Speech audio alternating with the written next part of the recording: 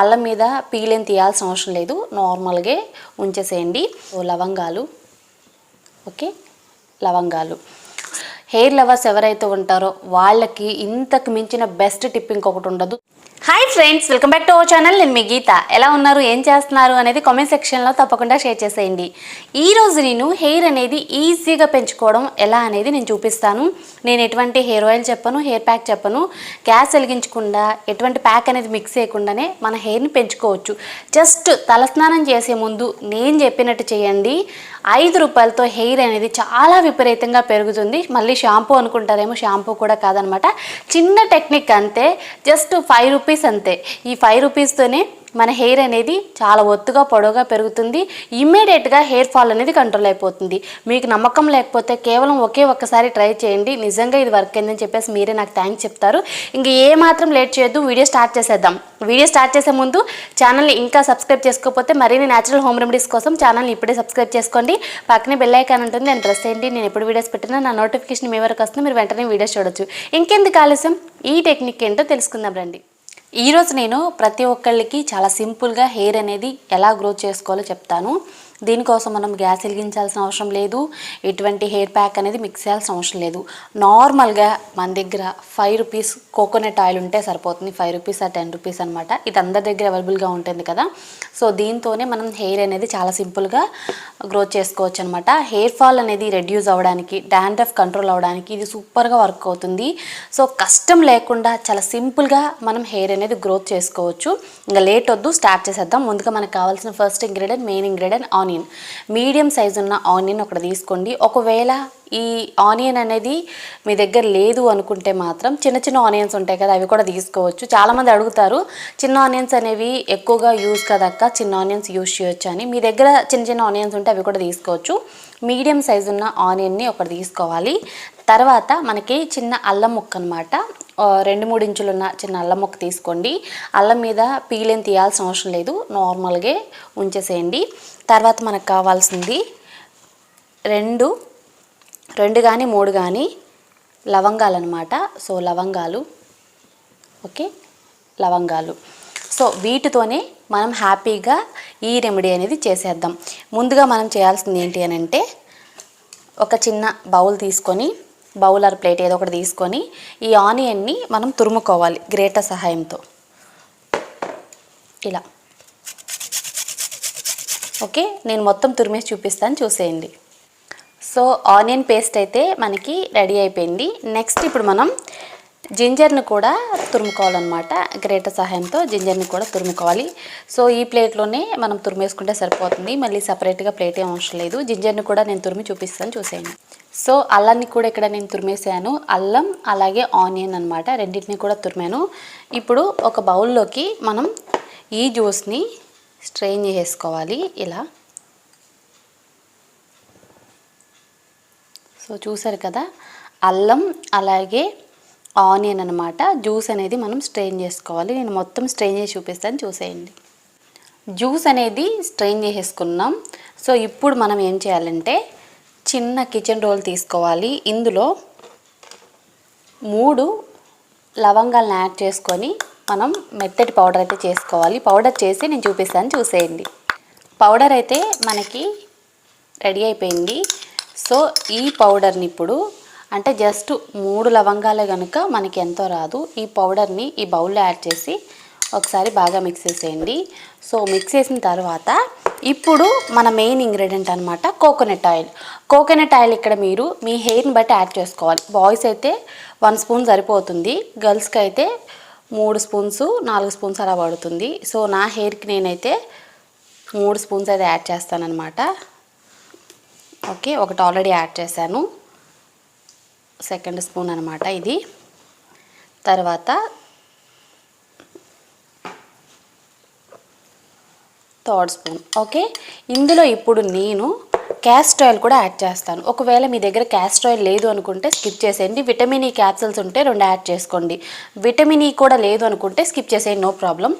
నేనైతే castor oil 1 spoon add చేస్తాను. Castor oil వల్ల ఏంటంటే మన హెయిర్ థిక్నెస్ అనేది ఇంప్రూవ్ అవుతుంది. 1 స్పూన్ అనమాట క్యాస్టర్ ఆయిల్ యాడ్ చేసుకొని బాగా మిక్స్ చేసుకోవాలి. Mix mix mix mix mix mix.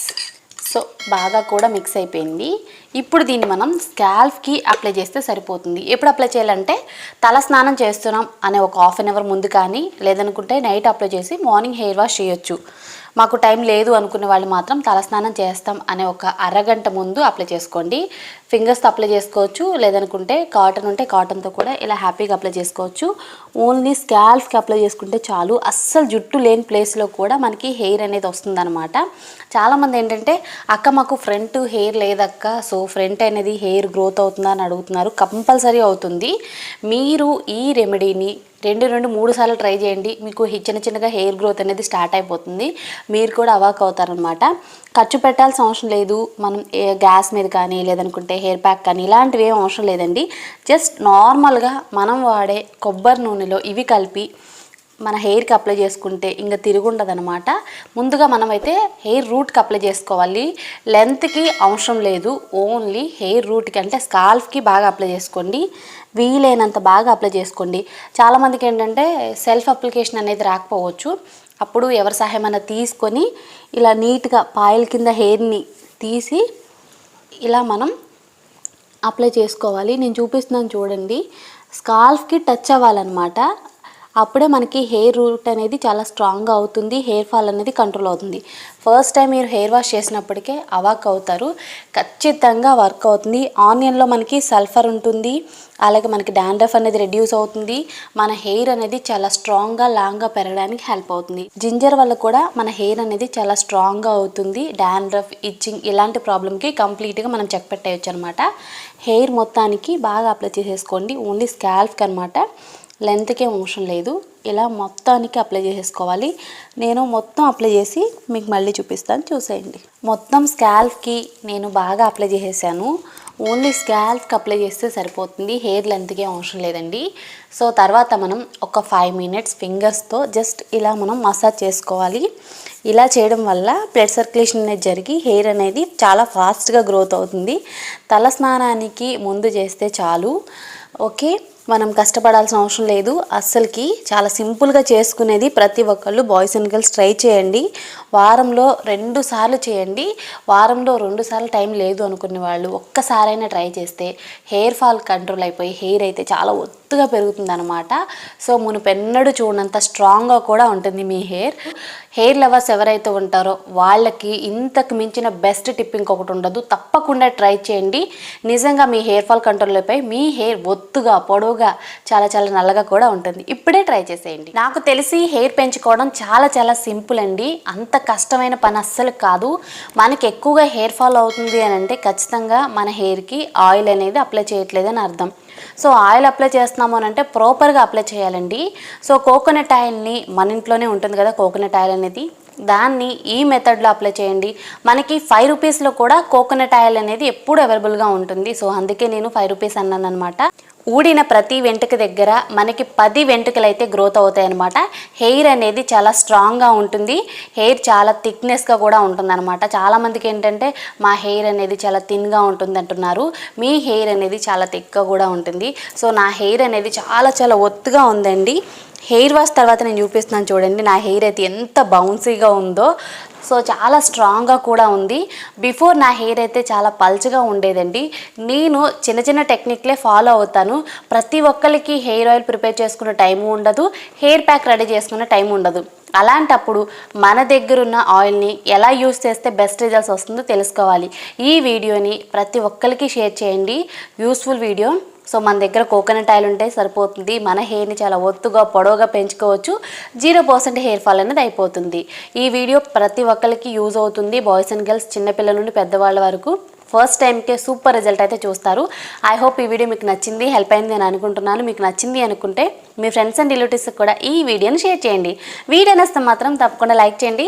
మీరు ఇచ్చే లైక్ మోటివేషన్ మర్చిపోవద్దు. ఇంకా ఛానల్ సబ్స్క్రైబ్ చేసుకోకపోతే మరిన్ని న్యాచురల్ హోమ్ రెమెడీస్ కోసం ఛానల్ని ఇప్పుడే సబ్స్క్రైబ్ చేసుకోండి. Thank you for watching. By, take care, have a nice day.